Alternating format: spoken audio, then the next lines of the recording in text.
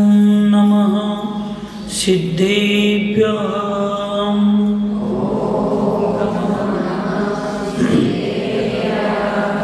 ॐ नमः सिद्धेभ्यः।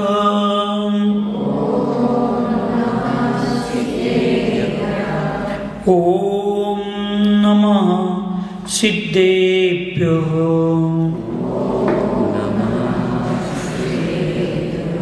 मंगलम भगवान वीरो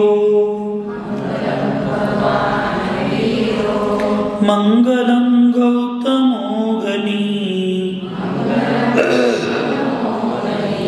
मंगलम कुंद कुंदाद्यो जैन धर्मोस्तु मंगलम सर्वमंगल मांगल्यम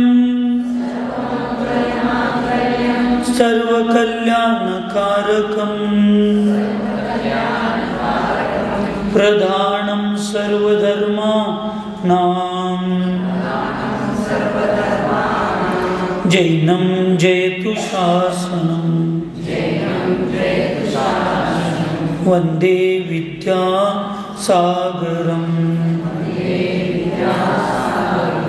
वन्दे सन्मति सागरम्।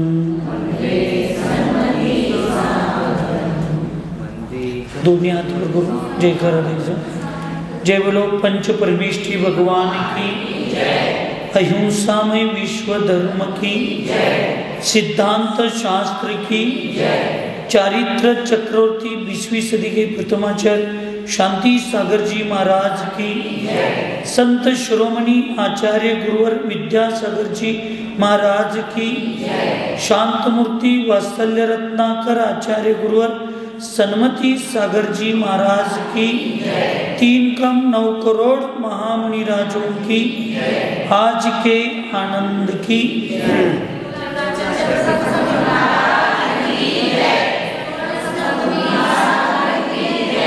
सत्वेषु मैत्रीं गुणेषु प्रमोदं क्लिष्टेषु जीवेषु कृपा परत्वं माध्यस्थभावं विपरीतवृत्तौ सदा ममात्मा विदधातु देवः सदा ममात्मा विदधातु देवः।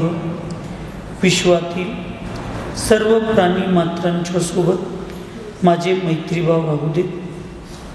आपल्यापेक्षा गुणी व ज्ञानी जनांच्या प्रती आदर प्रमोद भाव राहू दे। दुःखी कष्टी जीवांच्या प्रती वात्सल्य करुणाभाव राहू दे व विपरीत विचारांच्या स्थानी माध्यस्थ समताभाव राहू दे। अशी मंगलमय भावना जिनेंद्र भगवंतांच्या चरणी करून उपस्थित सद्धर्म भविजी।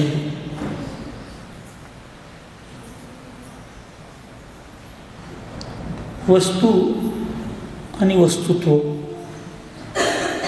याच्यामध्ये फार अंतर आहे। व्यक्ती आणि व्यक्तित्व याच्यामध्ये फार अंतर आहे। तत्व आणि तत्वार्थ याच्यावर फार अंतर आहे। व्यक्ती ही बाह्य स्वरूप आहे, व्यक्तित्व अंतरंग स्वरूप आहे। वस्तू बाह्य रूप आहे, वस्तुत्व अंतरंग स्वरूप आहे। तत्व बाह्य रूप आहे, तत्वार्थ अंतरंग रूप आहे। आणि रूप आणि स्वरूप ह्या दोन्हीशिवाय एखाद्या वस्तूचं व्यवस्थेचं परिपूर्ण ज्ञान होत नाही। नुकता तुम्ही वस्तू घेतला, वस्तुत्व नाही घेतला तर तो नयाचा विषय, प्रमाणाचा विषय होणार। वस्तुत्व घेतला पण वस्तू नाही घेतला तर तो सुद्धा नयाचा विषय होईल, प्रमाणाचा विषय होणार। आणि आचार्य भगवंत उमास्वामी महाराज प्रमाण आणि नय ह्या दोन्हींच्या माध्यमातून घेतलेला निर्णय हाच खरा निर्णय असतो आणि ते ज्ञानाचं खरा ज्ञानाचं प्रतीक आहे. जसं तुम्ही आता प्रापंचिक लोक सगळी, प्रत्येकाची शेती आहे, प्रत्येकाचं घर आहे, संपत्ती, स्थावर संपत्ती, जंगम संपत्ती, या सगळ्या संपत्ती. मग तुमच्या एखाद्या शेतीविषयक जर विवाद असेल आणि तो शेतीविषयक विवाद तुम्ही तुमच्या जवळच्या असणाऱ्या न्यायालयान भूमिकेमध्ये म्हणजे कोर्टामध्ये तुम्ही गेला, तुमचा आणि तुमच्या शेजाऱ्यांचा जो वाद आहे त्या वादामध्ये एका 7 बाऱ्यावर तुमचंही नाव लागलेलं असतं आणि तुमच्या शेजाऱ्याचंही नाव लागलेलं असतं. केवळ ते बघून 205 गट नंबरमध्ये 3 एकर शेती ऋत्विक वस्कल्यांची आहे. पण ज्यावेळेला 205 गट नंबर काढला ते त्याच्यावर 6 एकर शेती. किती लिहिले? मग 3-3 एकरचे 2 जण असणार आहेत किंवा किती जण पण असतील. मग आता याच्यात नुसता एवढं 205 नंबरवर 3 एकर शेती माझी आहे म्हणून आमचा ऋत्विक काय करायला लागलेला आहे, केस घातला. पण कोणती 3 एकर आहे? 3 एकर तुझे एवढं सिद्ध ह्या 7 बाऱ्यावर व्हायला लागलो. पण 3 एकर तुझी कोणती शेती आहे ह्याचा 7 बाऱ्यावर कोणताही संबंध येत नाही. त्याला तुमचं खरेदी पत्राचं जर काढला तर त्याच्यामध्ये लिहिलेलं असते दक्षिण बाजू ह्याची, पूर्व बाजूला हे, पश्चिम बाजूला हे, उत्तर बाजूला ही चतुर्सीमा ज्यावेळी तिथे लिहिलेली असते त्यावेळेलाच तुम्हाला तुमच्या विवादाचा कुठं ना कुठं तरी एक सोल्युशन, त्याचा निर्णय लागणार आहे. नुसता माझी शेती 3 एकर आहे हे प्रमाण झालं आणि नाही ह्या 4ही बाजूने ज्यावेळी त्याच्याकडे बघण्याचा दृष्टिकोन असतो त्याला नाही म्हणतात. आणि या दोन्हीशिवाय शेताचा कुठल्याही गोष्टीचा निर्णय, व्यवस्थेचा निर्णय लागत नाही. आज आपण 2 प्रकारचं जीवन जगतोय. तुम्ही लोक एक सांसारिक जीवन आणि एक धार्मिक जीवन. आम्हाला साधू लोकांना एक व्यावहारिक जीवन आणि एक निश्चय जीवन, दोन्ही प्रकारचं जीवन जगायला पाहिजे.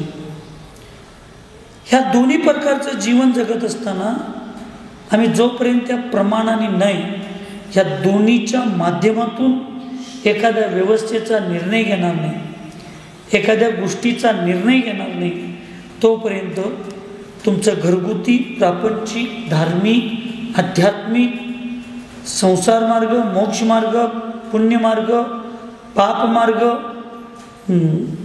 पुण्य आणि पापाला सोडून आमचा अध्यात्म मार्ग, कुठल्याच मार्गाचा योग्य निर्णय आम्हाला लागणार. आज ज्या जैन धर्मामध्ये वस्तुव्यवस्थेला महत्त्व दिलं त्या जैन धर्मामध्ये आज वस्तुव्यवस्था संपली आणि आज व्यक्तिव्यवस्था आली. त्या व्यक्तिव्यवस्थेमुळंच जैन समाजामध्ये पंथ चालू झाले. त्या पंथामध्ये परत वर्चस्वाचा अधिकार गाजवण्यासाठी परत व्यक्तिविशेषाला महत्त्व देण्यात आलं आणि परत आता व्यक्तिविशेषावरनं परत आम्ही अजून सूक्ष्मतेकडे गेलो तर व्यक्तीच्या सुद्धा विचारात चिपरीमध्ये आल्यानंतर एकच व्यक्ती, चिपरीत आल्यानंतर जी व्यवस्था बरोबर आहे म्हणतो तीच व्यवस्था पुढं निमशिरगावला गेल्यानंतर तिथली परिस्थिती बघून तिथली व्यवस्था तीच व्यवस्था चुकीची आहे म्हणतो. परत तसंच पुढं तमदलयत गेलो की परत ती बरोबर आहे, परत मजल्यात गेलो ती चुकीची आहे. कारण व्यक्तिव्यवस्थेमध्ये सुद्धा आज स्थिरता नाही, ती पण परिस्थितीनुसार रंग बदलणारी व्यक्तिव्यवस्था झाली. आणि त्यामुळं व्यक्तिव्यवस्था सांगणारे, व्यक्तिव्यवस्था स्वीकारणारे दोघांचेही जीवन अंधकारमय अस्पष्टपणे जगण्याचं चालू झालेलं आहे. म्हणून आपण सगळ्यांनी जिनवाणीचा आधार घेतला पाहिजे. जनवाणीचा आधार घेऊन चालणार नाही. जनवाणी ही फुटाफुटाला बदलत असते, पण जिनवाणी जी चतुर्थ कालात आहे तीच पंचम कालात आहे, तीच 6व्या काळात राहणार आहे. जिनवाणीमध्ये असं कुठेही लिहिलं नाही की चतुर्थ कालामध्ये 7 तत्व होते, पंचम कालात 8 तत्व झाले, षष्टम कालात 6 होणार आहे. कुठं नाही. 7 तत्व काल पण होती, आज पण आहे, उद्या पण असणार. 3 लोकामध्ये 3 काळामध्ये जी ज्याची जशी व्यवस्था आहे ती तशीच सुरक्षित राहणे असणे हा त्याचा धर्म मानला. आम्ही जो म्हणालोय जैन धर्म, हा आमचा धर्म नव्हे, हे आमचं एक दर्शन आहे, एक विचार आहे, एक आस्था आहे, एक साधना आहे, एक विचार आहे. धर्म ना जैन आहे, ना हिंदू आहे, ना मुस्लिम आहे, काही नाही. धर्म एकच आहे. वस्तू स्वभाव धम्मो, वस्तूचा स्वभाव त्याचा धर्म. आणि जैन, मीमांसा, सांख्य आदी जे सगळे आहेत, बौद्ध, हे सगळे दर्शन आहे. मुख्य 7 दर्शन, त्यातलं एक दर्शन, एक विचार म्हणजे आपण जैन धर्म. जे जिनेंद्र भगवंतांच्या विचाराला, त्यांच्या सिद्धांताला, त्यांच्या तत्वाला मानतात, त्या कुलामध्ये जन्मतात, त्याला स्वीकारतात आणि त्या पद्धतीनं आपलं जीवन जगतात, त्याला जैन म्हणले. हे एक दर्शन आहे, हा एक संप्रदाय आहे, हा धर्म नव्हे. धर्म सांगितलं पाण्याची शीतलता हा त्याचा धर्म, अग्नीची उष्णता हा त्याचा धर्म, अग्नीचा ऊर्ध्व स्वभाव हा त्याचा धर्म, पाण्याचा अधोगती स्वभाव हा त्याचा धर्म. तुम्ही काडी वडा आणि किती त्याचं टोक खाली करा, ती अग्नी प्रज्वलित कुठल्या दिशेला होते ऐकू येत नाही. हा त्याचा ऊर्ध्वगमन हा धर्म आहे. पाण्याला तुम्ही कितीही प्रेशरनं वरच्या बाजूला फेका, पाणी काय होणार आहे, खालीच येणार आहे. हा त्याचा अधोगती गमन धर्म आहे. तो नरकात जावा, स्वर्गात जावा, कुठेही जावा, तो बदलत नाही. तसं आचार्यांनी लिहिलेला जो ग्रंथ आहे, आचार्यांनी लिहिलेले जे सिद्धांत आहेत ते स्वतःच्या मनानं लिहिलेले नाही, ते गंधर्वांच्या माध्यमातून आलेले आहेत. आणि गंधर्वांनी जे सांगितलं ते स्वतः सांगितले नाही, ते भगवंतांच्या केवळ ज्ञानातून आलेले विचार आहेत. पण आज आम्ही जसं भाषा 50-50 किलोमीटरला बदलते, निसर्गाचं व्यवस्थापन 50-50 किलोमीटरला बदलत जातं, तसं आम्ही आमच्या धर्माच्या भूमिका, आमच्या सिद्धांताच्या भूमिका, भगवंतांनी मांडलेल्या विचाराच्या भूमिका आम्ही 50-50 किलोमीटरला नव्हे, आज 50-50 फुटावर बदलू लागलेले नाही. सम्यक दर्शनाची चर्चा करत असताना आचार्यांनी तत्वार्थ श्रद्धानं सम्यक दर्शन सांगितलं. तत्वाला सम्यक दर्शन म्हटलं नाही, तत्वाच्या अर्थावर जसं आहे तसं श्रद्धान ठेवणं म्हणजे त्याला सम्यक दर्शन म्हणलं. मग जीव, अजीव, आश्रव, बंध, संवर, निर्जरा, मोक्ष हे 7 तत्व, त्याच्यात पुण्याने पाप मिसळलं तर 9 काय झाले, पदार्थ झाले. आणि या सगळ्यावर जशी आहे तशी श्रद्धा, आणि मग त्या तत्वार्थ श्रद्धा सम्यक दर्शन, त्या सम्यक दर्शनाला दृढ ठेवायचं असेल तर आचार्यांनी सांगितलं की केवळ देवी देवतांची पूजा करायची सोडलो, केवळ शुद्ध द्रव्यानं पूजा करायला लागलो, खायला लागलो, नुसता आत्मा म्हणत बसलो तर सम्यक दर्शन नाही. तर सम्यक दृष्टी जीवाकडं निशंकित, निकांक्षित, निर्विचिकित्सा हे सगळे अंग असणं गरजेचं आहे. निशंकित म्हणजे काय? जिनेंद्र भगवंतांच्यावर शंका घ्यायची नाही. त्यांनी सांगितलेल्या तत्वावर, त्यांच्या विचारावर, त्यांचं रूप आणि त्यांचं स्वरूप या कशावरही शंका घ्यायची नाही. एवढी श्रद्धा. आनम तानम कचून जानम शेडजी वाक्य प्रमाणम. एवढ्या शेडजीवर एका मंदिरात जाणाऱ्या धार्मिक व्यक्तीवर श्रद्धा ठेवली, त्यांच्या मंत्रावर श्रद्धा ठेवलं, ते मंत्रच लक्षात येईना, पण नुसता त्या शेडजी जे म्हणतात मंत्र, तो मंत्र मला आगम प्रमाण आहे म्हटला आणि शिकाळी तोडला आणि त्या अंजन चोराला आकाशगामिनी विद्या प्राप्त झाली. आज तुम्हाला आम्हाला एवढे दिवस आम्ही भगवंतांची पूजा अर्चा करतोय, आम्हाला कुठली गामिनी विद्या प्राप्त नाही. का नाही? आमची श्रद्धा कमी. श्रद्धा कमी आमची. प्रत्येक गोष्टीत शंका. नुसता वितराग भगवंतांची पूजा केली तर आमचं चांगलं होणार आहे काय? नुसतं हे केलं तर चांगलं होणार? जे आचार्यांनी सांगितले बरोबर आहे म्हणून आम्ही पुढे गेलं पाहिजे, पण नाही. आणि जेवढे सम्यक दृष्टी म्हणून आज आम्ही सगळीजण मिरवा लागलोय, सगळ्यांच्यात हे दोष आहे, तरी पण आमच्या एवढा सम्यक दृष्टी कोण नाही म्हणून सांगतोय. जेवढे सम्यक दृष्टी आज साधू म्हणून सांगायला लागलेत, त्यांची स्वतःच्या गुरुवर विश्वास आहे, त्यांच्या गुरूंच्यावर श्रद्धा आहे, नुसता बोलायला श्रद्धा आहे, त्यांच्या गुणांच्यावर, त्यांनी दिलेल्या प्रायश्चित्तवर, त्यांनी दिलेल्या शिक्षेवर, त्यांनी दिलेल्या ज्ञानावर, त्यांनी सांगितलेल्या विचारावर किती जणांची श्रद्धा आहे? ज्यांची ज्यांची श्रद्धा आहे त्यांनी गुरूंनी सांगितलेल्या प्रत्येक गोष्टीवर विश्वास आहे का बाबा? मी ज्यावेळी इकडे सन्मती सागर महाराजांच्या संघात दीक्षा घेण्याच्या अगोदर मी एका महाराजांच्याबरोबर चर्चा केली. त्या महाराजांना मी म्हणलो की आचार्यांनी या विषयाला कधी हात घातला नाही, आपण पण घालणं चुकीचं होईल. आचार्य जिथं बोलत नाही त्या गोष्टीला आपण का बोलायचं?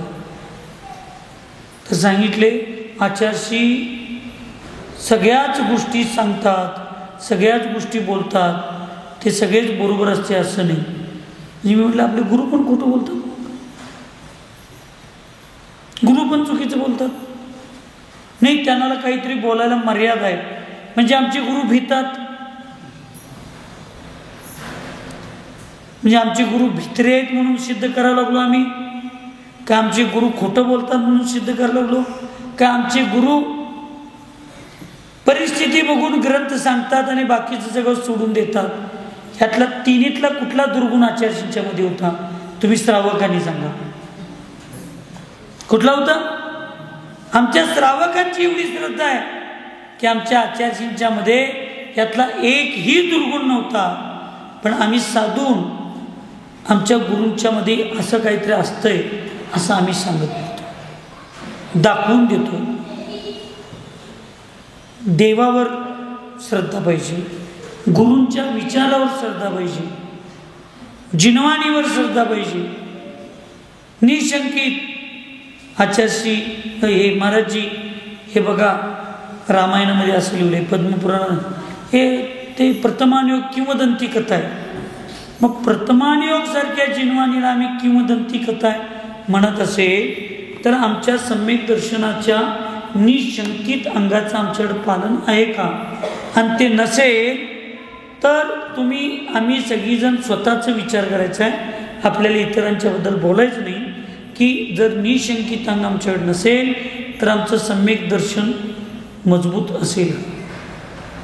निकांक्षित सम्यक दर्शन, कुठली इच्छा करायचं नाही, कुठली आकांक्षा करायची नाही, फक्त एकच इच्छा आकांक्षा काय? वंदे तद्गुण लब्धये. पण आज सगळे साधू भक्तांबरचं ह्या श्लोकाचं पाठ करा, तुमची विद्या प्राप्त होईल. भक्तांबरचे या श्लोकाचं एवढं वेळा पाठ करा, तुमचं न्यायालयीन कामं सुटतील, तुमचं आजार कमी होईल, तुमचं हे बरं होईल. ह्यातल्या सगळ्या गोष्टी जे सांगितल्या ह्यातल्या मोक्ष मार्गाचे किती आहेत आणि सांसारिक किती आहेत? सगळ्या गोष्टी कुठल्या आहेत? सांसारिक. मग आकांक्षा रहित आमची भगवंतांची पूजा पाहिजे काय? आकांक्षा सहित पाहिजे, रहित पाहिजे. मग आम्ही भक्तांबर म्हणताना कुठल्या आकांक्षा करायला लागलो? सांसारिक आकांक्षा करायला लागलो. मग आमचं सम्यक दर्शन सुरक्षित आहे. आणि आज चांगले चांगले साधू, जे साधू 10-20 वर्षापूर्वी एक दोरा बांधणाऱ्या साधूंना नावं ठेवत होते,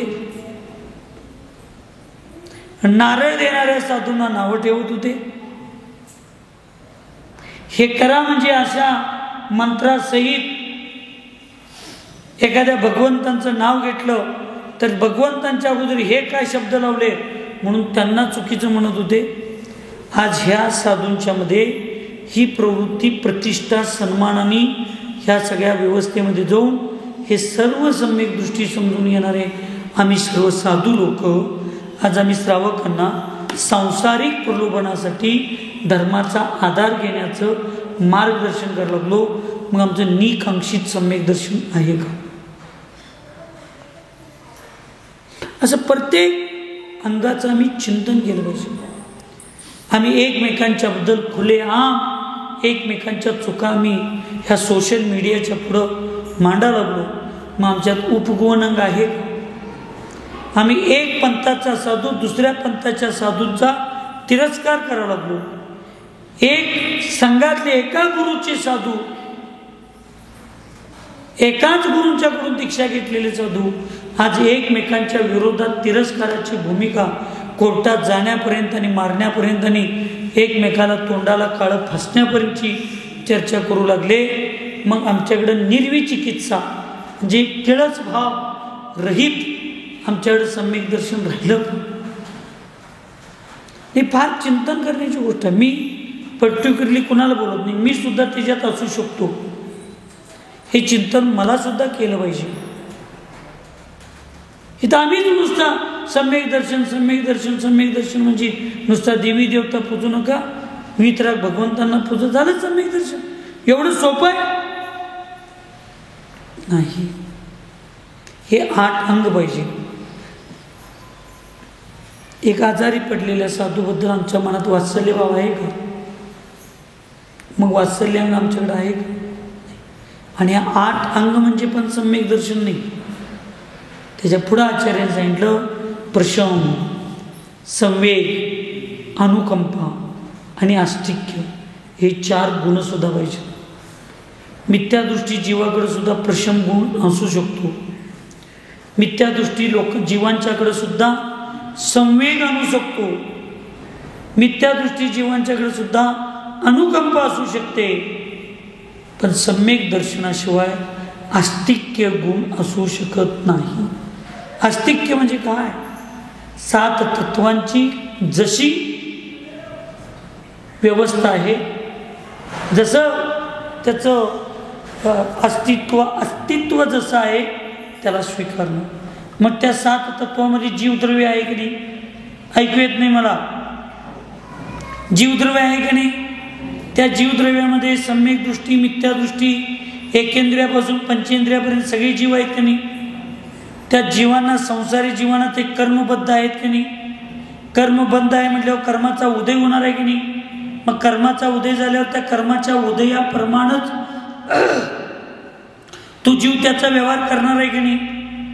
मग एखादा जीव अशुभ कर्माच्या उदयामध्ये, मिथ्यात्व कर्माच्या उदयामध्ये मिथ्यात्व करत असेल किंवा चुकीच्या गोष्टी करत असेल तर आम्ही त्या जीवाबद्दल त्याच्या मिथ्यात्व कर्माचा नाश होऊन त्याचं चांगलं होऊ दे ही भावना करणारा सम्यक दृष्टी जीव, अनुकंपा आणि स्थितीकरण, वात्सल्यांग हे असणारा सम्यक दृष्टी जीव काय त्या जीवांच्याबद्दल सोशल मीडियामुळं खुलेआम आम्ही जी चर्चा करायला लागलोय तो सम्यक दृष्टी जीव.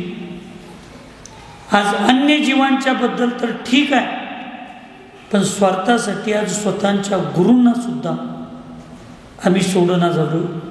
गुरूंच्या बद्दल सुद्धा, आपल्याच संघातील साधर्मी बंधूंच्या बद्दल सुद्धा आम्ही स्पष्टपणे सोशल मीडियाच्या पुढं नको नको तसले पत्र, नको नको तसले विचार, नको नको तसले भाषा आम्ही वापरायला लागलो.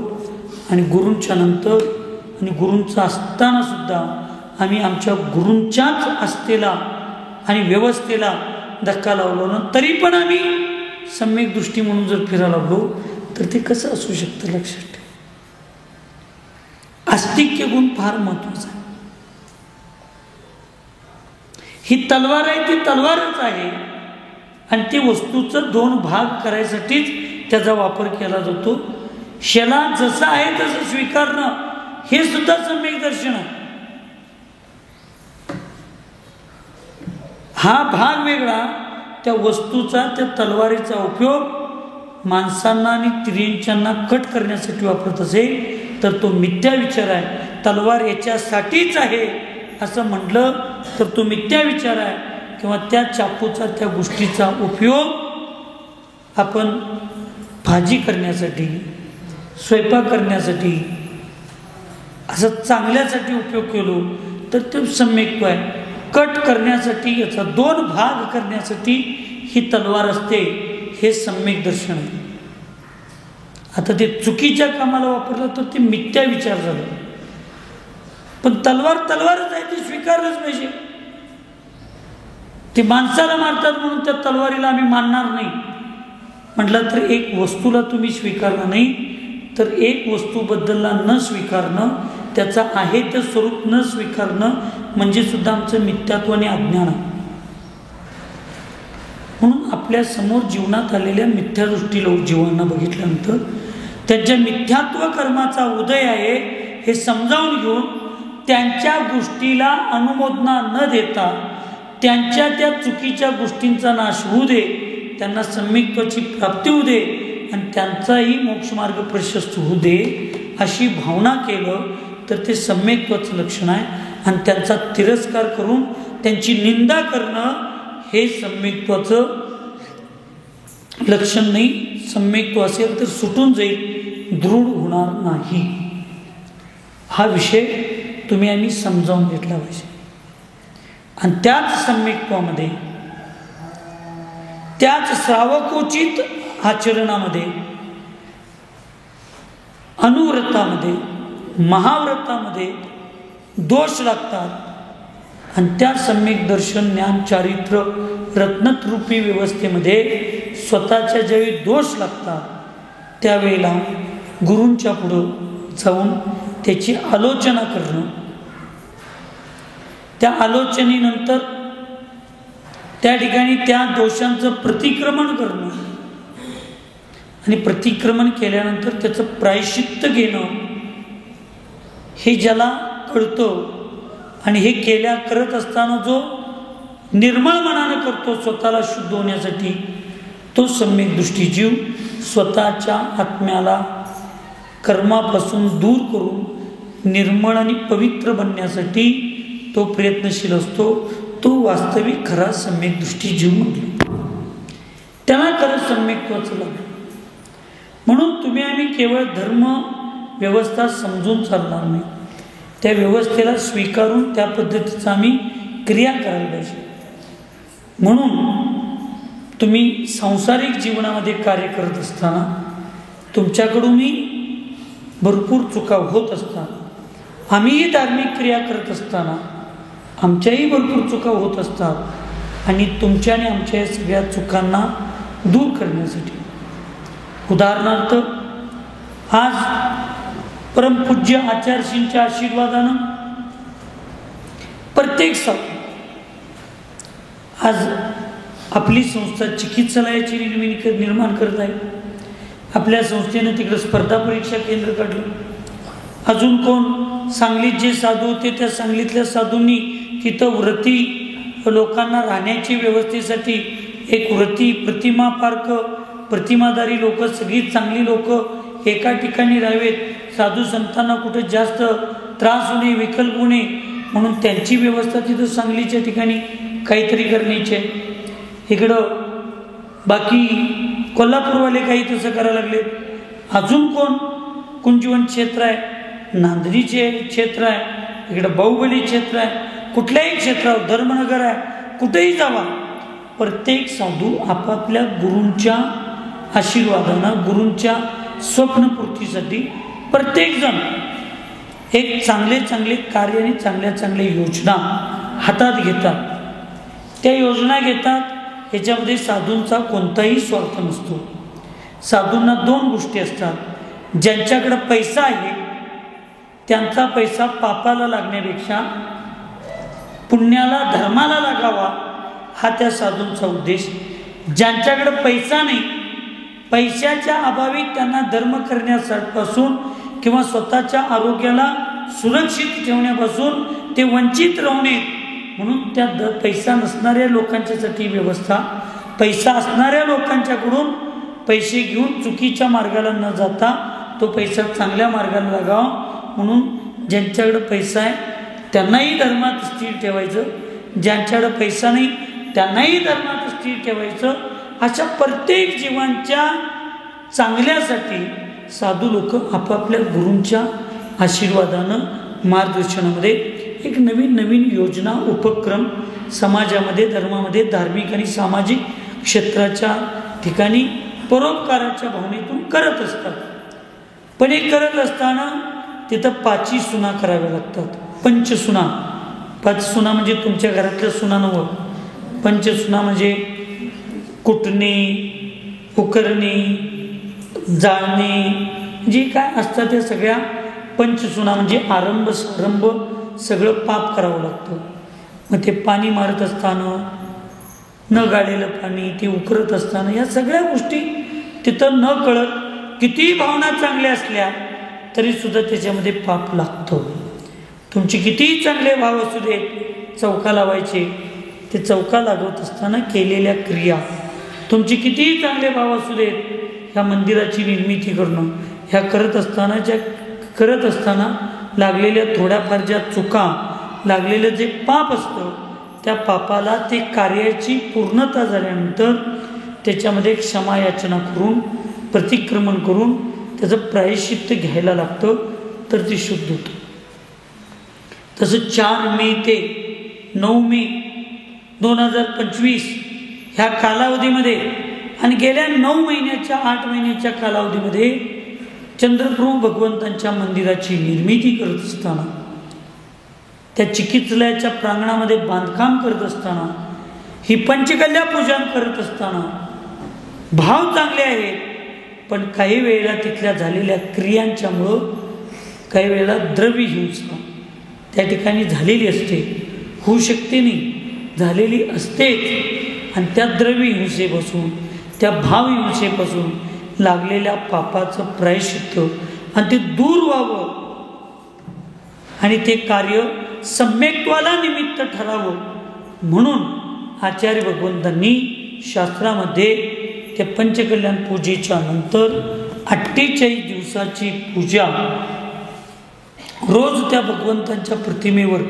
अभिषेक, शांतीधारा करायला सांगितलं. आणि ते 48 दिवस झाल्यानंतर त्या शांतीधारेच्या म्हणजे त्या पूजेनंतर एक विधान घेऊन परत एकदा सगळ्या देव, शास्त्र, गुरु, नवदेवता आदी सर्व भगवंतांची पूजा करून, त्यांच्या चरणामध्ये नतमस्तक होऊन, त्यांची भक्ती स्तुती करून हे सर्व करत असताना लागलेले पाप माझं मिथ्या होऊ दे, चुकीच्या झालेल्या क्रियांना मिथ्या होऊ दे आणि त्याच्यामुळं आम्हाला सम्यक्त्वाचा मार्ग शुद्ध प्रशस्त होऊ दे अशा भावनेतून एक विधान करावं, एक पूजा करावी असं लिहिलं. आणि वास्तविक आज तो 48वा दिवस आहे. चिपरीवाले लक्षात आलं? आजचा कितवा दिवस आहे? 48वा दिवस आहे. पण 30 तारखेला संत शिरोमणी आचार्य गुरु विद्यासागरजी महाराज यांची तिथीप्रमाणे पण आषाढ शुक्ल पंचमी आणि तारखेप्रमाणे 30 जून. प्रत्येक वर्षी तिथी वेगळ्या तारखेला असते. 30 तारीख 30 तारखेलाच असते. पण ह्या वर्षी 30 जूनलाच आषाढ शुक्ल पंचमी म्हणजे तिथीही आणि तारीखही एकाच दिवशी आलेला हा योग हा फार दिवसाने येतो, फार कालावधी असा योग 25-30 वर्षानंतर आत्ता आला. आणि म्हणून मी ठरवलं की 48 दिवसाची पूजा 28 तारखेला न करता आपण 30 तारखेला करायची. काही जणांची इच्छा होती की महाराजची रविवार 29 तारखेला आहे, 29 तारखेला करूया. मी म्हटलं नाही, मी आत्तापर्यंत कधीच 16 ऑगस्ट असू दे, गुरुपौर्णिमा कळस्थापना असू दे, निष्ठापना असू दे किंवा कुठलीही तिथीला, ज्या तिथीला मी अगदी पंचांगामध्ये, शास्त्रात, कॅलेंडरमध्ये तुमच्या काही लिहू देत, मुकुट सप्तमी आज आहे, अमावस्या आज आहे, पौर्णिमा आज आहे, पण मी उगवत्या वेळेला ज्या दिवशी पौर्णिमा असते, समजा काही लोक आज सकाळी 8ला अमावस्या लागते, पौर्णिमा लागते आणि उद्या म्हणजे पहाटे ती पौर्णिमा उद्या सकाळी 7ला संपत असते, तर आज दिवसभर पौर्णिमा आहे असं समजून आज पौर्णिमा करतात. पण ज्योतिषशास्त्रामध्ये सांगितलं दिवस सूर्य उगवायच्या वेळेला जी तिथी असते ती तिथी महत्त्वाची असते. भले ती 1 तासाची असू दे, 1 घडीची असू दे, 1 मिनिटाची असू दे, त्याला महत्त्व फार नाही. उगवती असली पाहिजे. म्हणजे काल सकाळी 8ला चालू झाले आणि आज सकाळी 7ला, उद्या सकाळी 7ला संपणार असेल आणि सूर्योदय जर आज सकाळी, इकडं लक्ष द्या, भय देऊ नका, येतात जातात हेच केलं, आणि सकाळी जर 6 वाजता सूर्योदय होणार असेल तर उद्या सकाळी 1 तासाची जी पौर्णिमा अमावस्या जी आहे तीच दिवसभर मांडावी असं शास्त्रामध्ये सांगितलं. त्यामुळे काही लोक आज दिवसभर आहे म्हणून आज करतात, पण मी उगवती ज्या दिवशी असते त्याच दिवशी करतो. कुठलंही काम आगमुक्त करावं. त्यामुळं मला किती जर म्हटले रविवारी गर्दी होईल, मी म्हटलं कोण नाही आलं तरी चालेल, पण आचार्यशींची तिथी आषाढ शुक्ल पंचमी सोमवारी आहे, 30 तारीख सोमवार आहे, सोमवारीच आपण विधान करायचं. हे सगळ्या लागलेल्या दोषांना दूर करण्यासाठी सर्व दोष प्रायश्चित्त विधान आणि सर्व दोष प्रायश्चित्त विधान करून आचार्यशी जसं ह्या पंचम कालातलं ह्या 20व्या-21व्या शतकातल्या दिगंबर मुनी महाराजांच्या मध्ये सर्वोत्कृष्ट मुनिचर्येचं पालन करून समाधीला साधलं. त्या आचार्यशींची संयम दिवस, दीक्षा दिवसाची पूजा आपण त्यांच्यासारखं शुद्ध आणि पवित्र होण्याच्या भावनेनं, त्यांच्यासारख्या सर्वोत्कृष्ट चारित्र्याचं पालन करण्याच्या भावनेनं आपल्याला करायचं. म्हणून 30 तारखेला बरोबर सकाळी 9 वाजता महाराजांची आहारचर्या, वास्तविक सकाळी 5 वाजता मंगलनिनाद, त्याच्यानंतर 7 वाजता भगवंतांचा अभिषेक रेग्युलर असतो तो, 9 वाजता महाराजांची आहारचर्या, 11 वाजता सर्व दोष प्रायश्चित्त विधान. विधान 2-2:15 पर्यंत चालेल. विधानाच्या उपसंहार रूपामध्ये ज्यावेळी आचार्यशींची अर्घ्य देण्याची वेळ येते त्यावेळेला आचार्यशींच्या गुरुमंदिरातील प्रतिमेची प्रथमतः पादपूजा, आचार्यशींच्या प्रतिमेपुढे जिनवानी भेट समर्पण करण्याची विधी आणि त्याच्यानंतर आचार्यशींची अष्टद्रव्यांनी पूजा, जल, स्थापना, जल, चंदन, अक्षत, पुष्प, चरू, दीप, धूप, फल, अर्घ्य, जाप्य आणि मग जयमाला. आणि ती जयमाला चिपरी समस्त दिगंबर जैन समाजाच्या श्रावक श्राविकांना तुम्हाला जयमालेचं अर्घ्य सजवून घेऊन यायचं आहे. 11 वाजता पांढऱ्या साडीमध्ये विधानालाच सगळीजण यायचं आहे. 11 ते 2-2:15 पर्यंत विधान करायचं आहे. जयमालेचं अर्घ्य, एक आचार्यशींच्या जयमालेला अर्घ्य प्रत्येकाने आपापल्या घरातनं एक आणायचं नाही सजवून, प्रत्येकाने आपलं आपलं स्पेशल अर्घ्य ताट सजवून घेऊन यायचं आहे. आणि त्या ठिकाणी आचार्यांची जयमाला पूजा तुम्ही करायची आहे. आणि तुमच्यातल्या पुरुषांना सगळ्यात असं स्थापनेला एका गावाला दिले सगळ्यांना, आणि प्रत्येक गावाल्यांना जी जी सूचना दिलेली आहे त्या त्या पद्धतीचं अर्घ्य म्हणजे द्रव्य सजवून घेऊन महिलांनी किमान 11 वाजता, मग त्याच्यात मुख्य सगळे इंद्र 12 इंद्र अष्टकुमारिका हेही सगळे 11 वाजता येतील. मुख्यतः सर्वांनी ज्यांना पुरुषांना सुद्धा बसायचं आहे त्यांनी 11 वाजता विधानात येऊन बसायचं आहे. आणि बरोबर 2-2:15 वाजता ज्या ज्या गावची जसं ज्या गावाला जल दिलंय, चंदन दिलंय, अक्षत दिलंय तसं एक एक नाव पुकारलं जाईल. त्यावेळेला 1:30-2 वाजता पुरुषांनी यायचं आहे हॉस्पिटल क्षेत्रावर, तिथं सवळं नेसायचं आहे आणि आपापल्या गावचं नाव आलं की श्राविकांच्या सोबत त्या आचार्यांच्या पूजनामध्ये भक्तिपूर्वक भाग घ्यायचं. आचार्यांच्या गुरुमंदिरासमोर ते द्रव्य चढवायचं. त्याच्यानंतर विधानाचं विसर्जन होईल.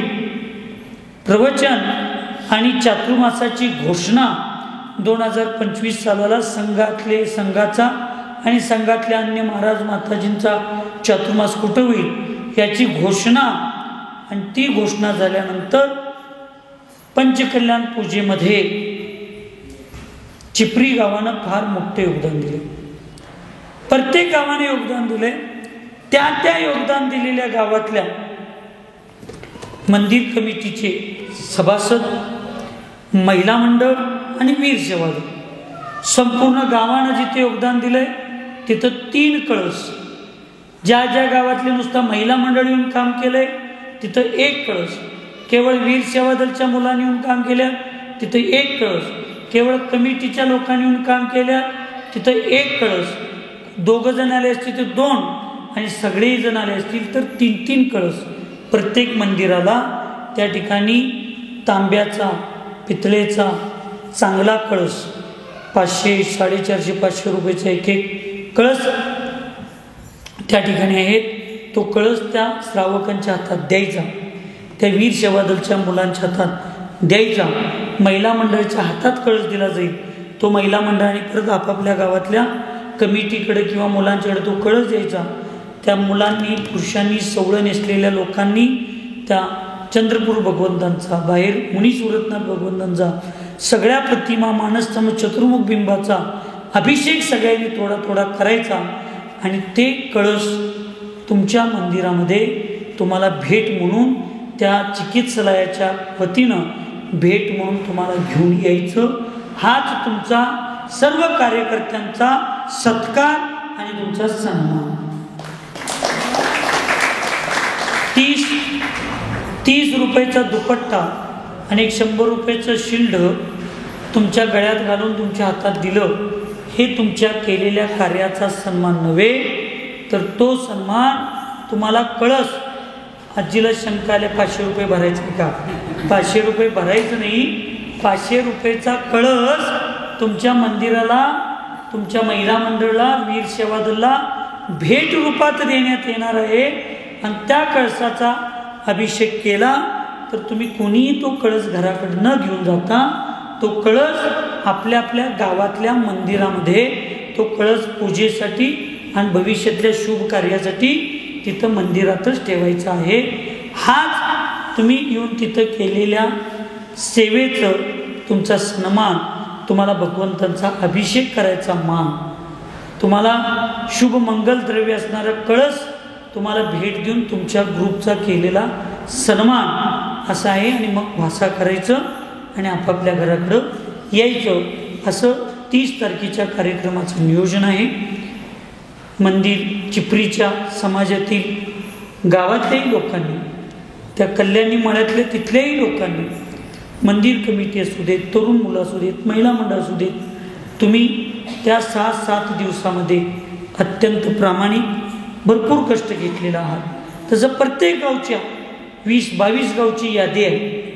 त्या प्रत्येक 20-22 गावच्या यादीतल्या कमीत कमी 9 ते 10 गावातल्या लोकांनी, कमिटी, महिला मंडळ, वीर सेवा दल तिन्ही त्या ठिकाणी आले.